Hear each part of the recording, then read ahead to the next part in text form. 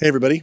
It's a bit of an odd place to welcome you to the Dead Dads podcast, but I was thinking a little bit about our guest this week, Matt Woods, and he spent his life in construction. And I was walking down here and I saw this building and I thought a little bit about him and I thought a little bit about what we learned from him in our episode today. What really hit me talking to him was how he was so open with his grief. He talks about running right at it, inviting it in, and that's a real important thing, I think, because we talk a lot in this podcast about not hiding from your grief, maybe not being in the silence, being in the shadows. And Matt really embraces that. And for me, that was a huge part of talking to him. Roger, what did you think about the episode? I thought Matt was incredibly brave for coming on the show so quickly and sharing his story with you guys. Especially if you're a guy who's watching this right now and have just lost their dad, or perhaps you're about to lose your dad. I think you can learn a lot from this. I think any guy can learn a lot from this conversation because Matt really goes deep into the experience was like. And I think there's a lot for all of us to learn in there. So here's Matt Woods. He said, Matty, just, when you see the body lying there, it's just a body. His soul's gone. His energy's gone. Just try and soak it in. Funny path, but we're here to help you laugh. It's the Dead Dads Podcast.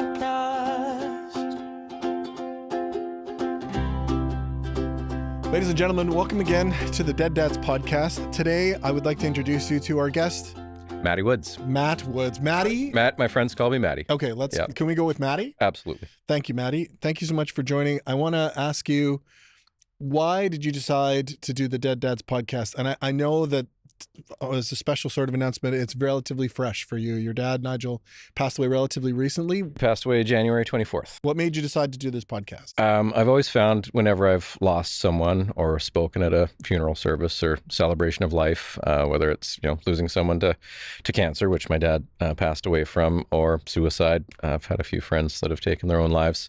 Speaking at their celebrations has been really helpful for me to process whatever's going on inside of me.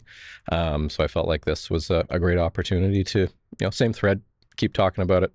And I really found, since learning about your guys' podcast through my buddy Kevin, who was a guest of yours last fall, one of your first episodes, I just really, really wanted to do it. And I felt like listening to all the episodes, I took a lot away from each and every one. A lot of, all the stories are different, but at the end of the day, we're all going through the same thing, losing our dads. Thanks, Matty. That's Kevin Barrett. That is Kevin Barrett. Which was a great guest. And you said something which we always struggle with, which is you wanted to do it. We have a hard time figuring out how to say, like, we're excited about talking to you or we're looking forward to this, but... We had my dad's celebration of life last Saturday, so it's only been 6 days, and I was really excited about that event. I was also full of existential dread of being up there as well. So very different feelings, but it was a big celebration of his life, and we tried to make it fun. And before he died, he said, when we do this, I have 2 rules. You're not allowed to be sad, and you have to do a shot of Scotch before you're allowed in the room. So we had a bit of a bar tab last Saturday, but it's what he wanted, and it was incredible. Tell us about your dad. His name was Nigel Woods. He died at 74 years old. Suffered from prostate cancer for 9 years, pretty much spot on. It was a long journey for him. I was a farm boy, so learned what hard work was from a young age, breaking horses, fixing fence posts, shoveling shit. And after he graduated from UVic, he went to Whistler for a ski weekend, and classic Whistler story, fell in love with the place and never left. And he's been a staple and a pioneer of Whistler for over 50 years. Yeah, this is not the Whistler that some may know, this glamorous ski resort for international fame. This is early 70s. As he said, you had to do your laundry in Squamish, and the village was a garbage dump. There was nothing there. So he started our family business. Coastal Mountain Excavations is Whistler's oldest operating company. Business turns 50 next year, and to have 1,200 people show up to his celebration of life last weekend was, everybody in Whistler was saying it was a state funeral of Whistler. I'm like, well, it's not a funeral. We're having a celebration here, guys. So that's a big milestone, is having that celebration of life. And I wanted to wait to have that over before I came and talked to you guys. And I'm very happy I did that, because that was a super powerful experience for me. If you could describe what your grief looks like today, right now? It was different last week for sure, Roger. It felt like I was carrying this thing around that I had put so much time and effort into planning. I wanted it to really go well, which it did, but Sunday, Monday felt pretty heavy. So yeah, this week's been more challenging, I think, now that that is over, because there's nothing to look forward to now. And I think Instagram's figured out that the algorithms pointed at the word grief for me right now. So the amount of data hitting me in the face every day, and your guys' feed comes up on mine multiple times a day, and I love seeing it because everything I'm listening to is grief is just the other side of love. And I get to a place of gratitude pretty quick. I see a therapist. I have been for years. So just keep going, maybe a little more often now. And, she challenged me to sit with that sadness for a little bit longer and let it run through you. And I've been trying to do that, but I'm finding it difficult to stay really sad for very long because I had such a great ride with my dad.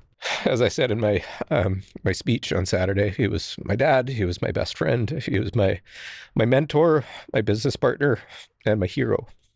And I'm just lucky that it hurts this much. I think there's a couple things in there that you touched on that are instrumental things, which was you were focused on that, on the celebration of life. And then there is a darkness on the other side of that, which is, now I don't have anything to focus on. I've got to focus on something different. I think I knew it was going to be there, Scott, for sure. I said, when I woke up that morning, and this is heavier, feeling it a lot more. 9 years he had prostate cancer, which is a decent amount of time. If he wasn't such a tough son of a bitch, we would have had that celebration of life many years ago. He was a grinder. He was a fighter, and you never would have known how much pain he was in, the suffering he went through, all the, shit that comes from taking out your prostate and losing your, sexual functions and ability to pee. And he, wore diapers, and they cut his ureter in half, and he had stents put in and out. He called it MDS, mangled dick syndrome. He never lost his sense of humor. And even in my cousin's speech, my cousin Pete, and my dad was like a dad to him in many ways. We were on a boys' golf trip. It was a really special time we had with my dad, and it was Nige sponsored, which was great. And Pete went to take a leak on a tree while we were playing, and Nige looked over at him. He's like, "Pete, enjoy the heck out of that piss." Pete shared with everybody in the room that now every time that he goes to take a leak, he thinks of Nigel Woods. That got a lot of laughs. 9 years ago, when you discovered this, do you mind if we go back there a little bit? So how did that happen? So was it sort of routine check? Yeah. And it was, PSA levels, he would have been 65 a year after that he, semi-retired, that he got sick, had a procedure called HIFU. It's like high frequency ultrasound. So they zapped the part of his prostate that was affected, and they had lymphectomy, had all the lymph nodes around it taken out. Just trying to avoid the, I still want to be able to pee, still want to, do things with my mom that I don't want to talk about on here. But I tried to avoid it. But PSA levels kept coming back. About a year ago, it was Father's Day last year, that he, it was a few weeks before, he reached out. My sister lives in Williams Lake, my brother's in North Van, and I'm in Whistler. Said, I'd like you guys home for Father's Day. We need to have a family meeting.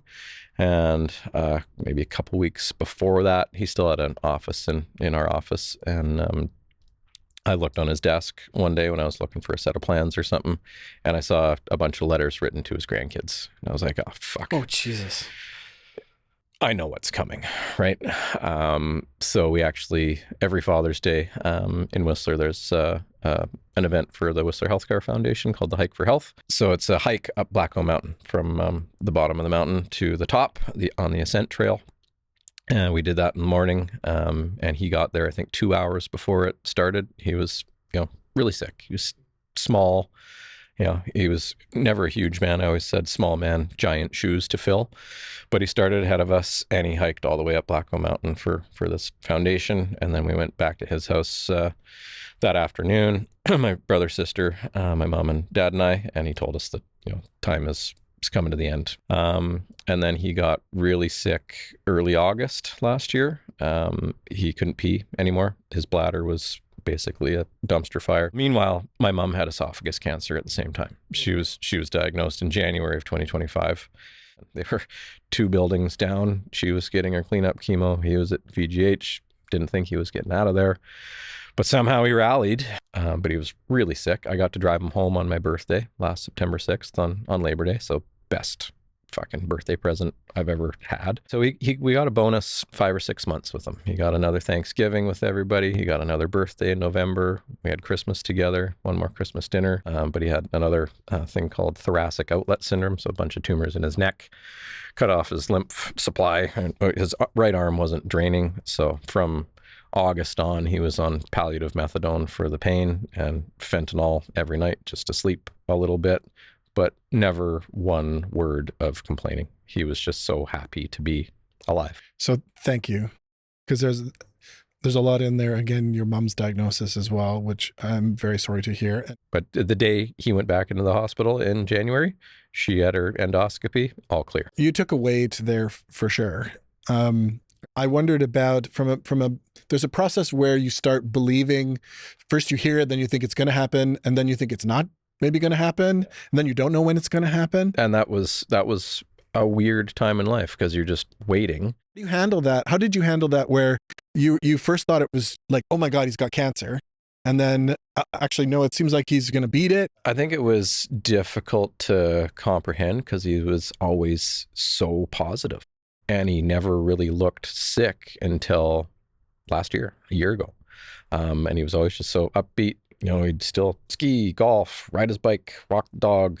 So you allow yourself almost to be like, well, this isn't happening? Yeah, to a degree, for sure, Scott. But my therapist put a term to it, and it's called anticipatory grief. You're just waiting for this thing to happen. You don't know when it's going to happen. You can't really relax in any way. I mean, you can try, but it's always, right in the front of your brain going, okay, he looks really sick. And last August, it was almost a month he was in BGH, and I was staying at my buddy Greg's place in East Van and going back and forth to BGH every day. And so many people showed up to say goodbye, because we thought it was there. All his friends were flying in from everywhere that wanted to come see him, and we thought he was gone. So we really, in the last 5 months, 6 months, whatever it was, just really tried to soak in every minute we got with him. But he did MAID at home. So he put that in a box on a shelf years ago, got it approved. That really gave him a lot of peace of mind. He said, I'm going to be able to go out on my own terms. That was really, really important. Which is medical assistance in dying, and something we've spoken about here a couple times. My dad did it as well. Yeah, as the Scott. So, some people have a attitude about it or whatever. It was a real gift for our family. Can you explain why it was a gift? He got to go out exactly how he wanted, where he wanted, with who he wanted. So we were in Lionsgate, and he made up his mind that, blood pressure medication was keeping him alive, because with his sepsis, again, his blood pressure was dropping. He could have stroked out. If we were an hour late getting there, it would have been a very different experience. So he was just hopped up on blood pressure meds to keep him alive. And, we didn't exactly want to do it at home, my mom, brother, and sister and I. And we didn't try and talk him out of it. There was just no way it wasn't happening at home. So they gave him enough drugs to get him in the transport vehicle. It's not like you can take an ambulance in reverse. It's basically a wagon. There's no medical assistance in the back. So my brother rode in the back with him. What was that drive like? That drive, it was a beautiful Bluebird January day. Sun was shining. I called my buddy Tony, who lost his dad tragically 8 or 9 years ago. He should probably come on this podcast too. He knew it was happening. My dad actually made a point of calling him the night before from the hospital bed, said to say goodbye, which he called a few of my best friends, which was another big story of his life, was that he had so many friends with so many age groups. Like, my best friends called him dad. Like, he was a father figure to so many people. That was really the theme of his celebration.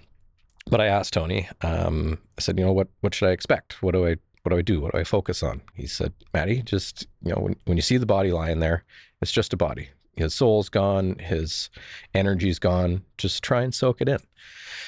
So when we got him home, like, he was really stoic that last week in the hospital. He didn't cry once. And he's a crier. Like, our family wears our heart on our sleeves big time, almost painstakingly so. And he didn't cry until we got him he lives on this island in Whistler that he bought. So open up the back doors to the paddy wagon, and he saw his brand new bridge that he just finished building that summer, rebuilding, I should say, and tears just started streaming down his face. He knew he was home. He knew he could go. So he's in a wheelchair. We stopped in the middle of the bridge, looked north and south, down the lake, up to the mountains, and got one last look at his favorite view. My brother-in-law and I had moved his hospital bed that he'd spent the last 5 or 6 months in on the main floor into the living room, lit a fire. The sun was shining through the windows right on his face. And MAID doctors were there pretty quick, and we didn't take long. He said, I just want to go out with a taste of Scotch in my mouth. So we opened up a really nice bottle of Dalmore and all had a glass with them. And, we got to say all the things we needed to say again, because we did them in August. That's a gift from Tony, and I'd love to talk to him too, because I think I was going to ask you this, but again, similar to what Tony said, which was when MAID happened for my father, there's the minute after, and the weirdness of the minute and maybe the day after. So your story, similar to my father died in a hospital bed, and so we had to go home. And just the activity, the idea of filling an activity or doing anything the day after felt insane. It felt like, what should we play, a board game? Like, what are we supposed to do? Luckily, I had something to go and do, Scott. So my wife and I had a trip planned to Hawaii for, 6-9 months beforehand. And we were supposed to fly out Saturday, the day he passed. So as the end of the week kind of came around, we knew it was going to happen on Saturday. So I wasn't going to make that flight. I said to Court, go, get on that flight. I won't be there. I'll be there in a day. So that Friday night, as we knew Saturday was going to happen, I went on to Air Canada, Sunday morning flight at 8:00. There was one seat left on it, 1F. I'm like, fuck it. Of course, I'm going first class, booked it. I'm like, that's what Nige would want me to do. So he passes on Saturday about noon, and I breathed in all of his energy, and I left my parents' house feeling full of life. I felt full of his energy, and I really soaked it in. And I held his hand as he went, and it was so funny because he had a smile on his face, and his eyes stayed open. And we tried to close them; they'd pop back open again. Sorry, I don't mean to laugh.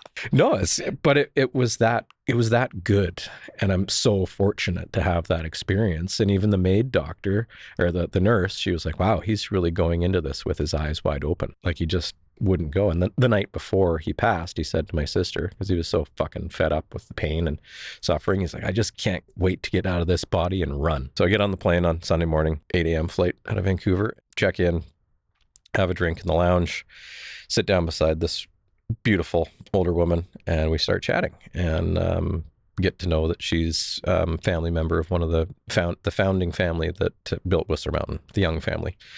So Jane and I had the most incredible conversation all the way to Hawaii. I was so just happy. She knew who my dad was. She's called Nigel with his beautiful blue eyes. Yeah. And I drank 2 bottles of wine.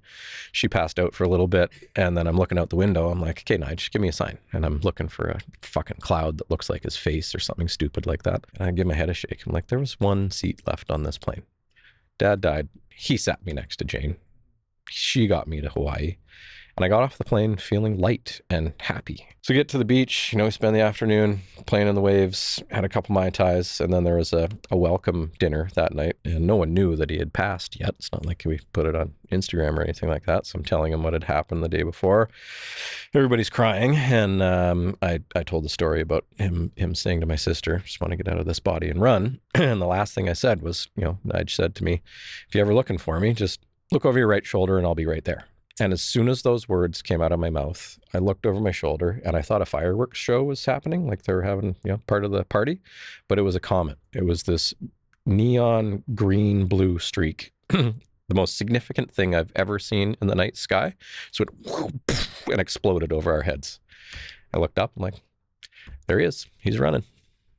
And then I had a meltdown and had to walk away. But he's shown me in a not so insignificant ways that he's very much still here. In the first few months, I guess we're in month 3 now. Where have you gone for support? Kevin's been great. His timing and knowing when to reach out has been spot on. And he knows, you don't know until you know going through this and what people are experiencing. So he's been really great. And my other buddies that have lost their parents have also been a great source of support for me. My wife's been a rock. She's been incredible. And I see a therapist regularly. And doing this, talking about it, is super helpful. You can't lock it in. You got to talk about it and let it out. Because there's no way around grief. You got to go straight through the fucking middle of it and invite it to sit down at the table with you. I think that's a really interesting point, is the inviting it to sit down at a table with you. You're not going away, so I'm going to get to know you. That's a transition between our parents' ages and ours, I think, where there was an idea that it was embarrassing or something that was private. And the flip side, I think, is becoming more palatable, which is grief is a guest at your table, and in fact, a welcome guest, because it shows emotion, it shows love and caring. I mean, therapy's good for everybody, and no matter what you're struggling with, everybody needs a little help getting through, and we've had our ups and downs. And I had to do a lot of work on myself to show up better for my family and my employees, and I've did that. So, with Dad getting sick, it was just a natural thing to do. It's not easy, but man, it feels so much better after you do it. It's just like exercising. If you're lazy and just don't feel like going to the gym, and then you go, you have more energy all of a sudden. You feel better. And talking about it and going through the shit, you feel better at the end of the day. And it's great that you're a proponent of it, because I think we've talked about it before, and there are a lot of there's stigma against it. And there's also sort of this, it's a challenge to even get to the point where therapy is working. You might not like the therapist that you meet the first time. You might not feel the benefit. Greg's the guy I see now, and I've started seeing someone else just a couple of times. And it's been, wanted to get a female side of the equation, which has been different, but equally as rewarding. And not all therapists are specialists in certain areas as well. So I think it's really important to question them, interview them, ask them, have you dealt with this? Have you dealt with this? Because other than your spouse, it is going to be, and some of your good friends, it's going to be the most vulnerable you'll be. And you want that. You want that. Yeah. And I think I've really focused the last few years of my life with being comfortable with being uncomfortable. So I encourage anybody that's scared of trying therapy, if you're uncomfortable, just fucking do it. You won't regret it. So you mentioned a few times you have had friends that have died from suicide. So you've gone through that before your dad's passing. I'm curious, did that prepare you in any way for any of the grief? I think so. Differently. I think I got the most preparation for my dad. I emceed my dad's celebration of life, and I knew there was going to be a lot of people that showed up. I didn't think 1,200 people would show up, but I knew that given what I've done at celebrations of life for people I've lost to suicide, it just really helped talking about it and being brave, getting out there, and being a person to kind of hold space for the room. The amount of feedback I've got from that event has been unbelievable. And it's a gift I get to carry with me forever now. There's a question that I want to ask, and it's a question that I get asked that I think others have asked, but again, relatively recently. So your dad was a huge part of your life, and you mentioned, role model and friend and everything. Gave you so much, right? And your kids are how old now? My daughter just turned 13 on Tuesday, and my son's 10. So they have memories of him, of their own, separate, special memories, but they're going to age. Have you... Well, he actually, so wind back the clock to last August before he got really sick, he had the foresight to have some videos made. Oh, really? So he made one for my brother, sister, and I, one for his brother and sister, and one for his grandkids. So we've been able to watch those now. And then he made one when he went into VGH last August. He hadn't made one for his friends yet. So he had the same guy, Sammy, come down to VGH. He had me reach out to him. He said, Sam, I need to make one for my buddies. So I got to play that video at the service. And that was so fucking cool. Like, who better to speak at a celebration of life than the guy whose life you're celebrating? And he told funny stories, and it was meaningful. He was there wasn't a dry eye in the room. He looked really sick. And he started out a little bit emotional, and then he was just delivering punchlines like he always did. And it was incredible. So back to my point, we have those memories that he gave to us. There's this fear like, I'm going to forget him, or I'm going to forget these feelings, or I'm going to lose track of the figure, and maybe subsequently also my kids. How do my kids do it? And so it sounds like that's your gift that he gave you was these videos. Yeah. You have that as a sort of touchstone that you can rally around on specific moments over the course of the next. Are you looking at life that way? I am, for sure. But as I was saying, all this feedback I've got from the celebration on Saturday, the overwhelming theme everybody's been telling me is your dad's in you. You are your dad. You're him. So he's right here. It'll never go away. And being the steward of his legacy is the biggest privilege and honor of my life. And getting to do what I did on Saturday, I will never forget that. It was an insane experience. I didn't know how I was going to get through hello, let alone be up there for 2 hours. And just knowing how I showed up for my dad that day and how well it went, I will forever be so proud of that. And I've had everybody tell me how proud of me they are and how proud Dad would be of how well I did. And that is the ultimate gift. I will tell you, I don't know you that well. I'm proud. My dad died in COVID. There was no service, and the ability to do what you did, it was hard, but it was private and it was quiet. And I also feel a sense of loss that I didn't get to tell other people about him. A little bit of why we do this podcast is because I get to talk about him. And so what you did, that's incredible. How have your kids been with everything, and how have you been able to be there for them? I would say, Roger, I'm surprised at how emotional they've been. I didn't think they knew my dad as well as I feel they did now. Like the night before he passed, he called them, and they were really upset on the phone, and I was obviously in the hospital. My wife was home with them. And she said they were, really, really sad. And we didn't play the video of him for them until the week of the service. I don't know why I didn't play it sooner, but immediately they were very emotional. And they cried during the service. And my son's definitely been a little off this week. I think he's carrying it more than we've realized. But I think they're doing okay. I think part of me is relieved or happy that they are emotional about it, because maybe they had a better relationship with them than I thought. But what I've been thinking about and talking to Court about is them seeing their dad up there on the stage on Saturday, and maybe them thinking that, oh, I've got to do this for my dad. Maybe the pressure it's putting on them for whatever reason. It's just me thinking out loud. Maybe that's freaking them out a little bit now. This is the nature of a couple of conversations, which is there is a process of grief. The funeral is as much for you as it is for the person. Yeah. It's what matters to you. And again, I think one of our other guests said this, because they're dead. So you're doing it for yourself and for them. And so I think for, your kids. Yeah, death is a community event. Yeah. Big time. But I think there's something that really resonates, or that hits me with. We're trying to teach our kids how to be the best versions of themselves that they can be. We're trying to be the best parents. And so part of that is giving them instructions in grief, showing them what it means to be sad in front of them. And that's a change for a lot of, our generation too, which was maybe sadness was quiet and private and then stoic in front.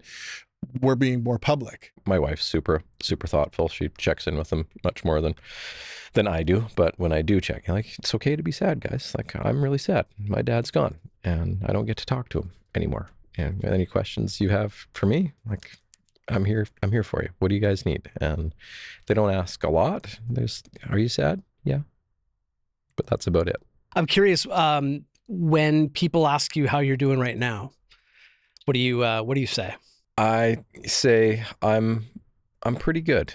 Like I'm definitely a lot better than I thought I would be, and I'm taking a lot of comfort in how last weekend went. And you said it was a big milestone to look forward to, and now that it's over, you don't have another one of those. How are you going to navigate that, not having that thing to sort of I find my dad in the mountains walking my dog that he would walk, multiple times a week. Like I ask Bodie, I give his head a little shake and like, any Nige in there, bud?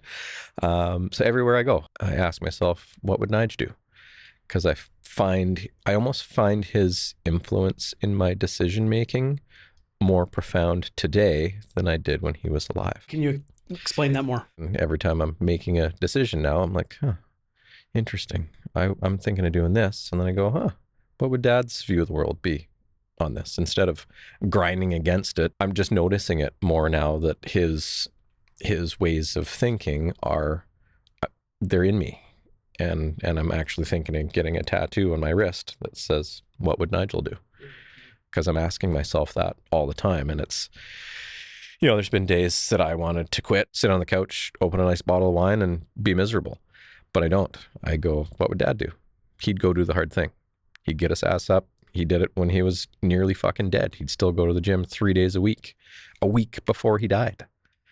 He'd just get up and go. I'm really locking into that now, and it's making positive improvements in my life. And if there's a guy watching this right now who's literally in the same sort of phase that you're in right now, I'm curious, what would you tell them? I think it's just trying to find that other side of grief, and knowing that it's just, I feel so lucky that I loved my dad so much. I honestly feel blessed that it hurts this much, because I knew I had it so fucking good. And it's a gift, and just trying to be okay with that. And it's okay to be sad. It's okay to have a bad day. It's okay if you got to walk out of a room because you're just not doing that great, but not being afraid of it or ashamed of it, and showing people that it's okay to be grieving, to be sad, to not have a great day. I think if I can show more people that, and you're a lot stronger than you think you are, because getting through that thing on Saturday, I didn't think I had a hope in hell of getting past hello. And it was the hardest fucking thing I've ever done in my life. And I will have that experience for the rest of my life, knowing in my heart that I made my dad infinitely proud, because that's all I've ever wanted to do. I want to thank you for that. And I also want to reassure those people out there that guys whose dads have died don't all wear the same clothes, even though we have all simultaneously chosen similar outfits today. Though maybe we have, we're in a navy is the color of grief. Navy is the color of grief. So I think, there's It was my dad's color. It's been mine the too. blue for his beautiful eyes, right? Yeah, exactly. Those steely blue eyes. Those steely blue eyes. Yeah. So if your dad is out there, and if you are wearing blue or feeling blue, I want to say that we appreciate you watching this podcast. Thank you so much. Thank you so much, Matty, for coming in here. Thank you for having me. So close to your dad's death, so close to the celebration of life that you so obviously kicked its ass. But thank you. Can I just ask that if you're listening to this podcast right now or watching this podcast, I know you probably know somebody out there who could also benefit from listening to Matt's story and everyone else's story that's being part of the show. So can you please share it with them? Because it really goes a long way, not just for the success of our show, but actually we've heard a lot of feedback from guys who someone has shared the show with them, and that's how that's how Matt's here today. That's how Matt's here today, and that's also how a lot of people have found those resources and support to get through the grief. Thank you. Thank you so much. Thanks, guys. So appreciate being here. It's a weird, sad, funny path, but we're here to help you laugh. It's the Dead Dads Podcast.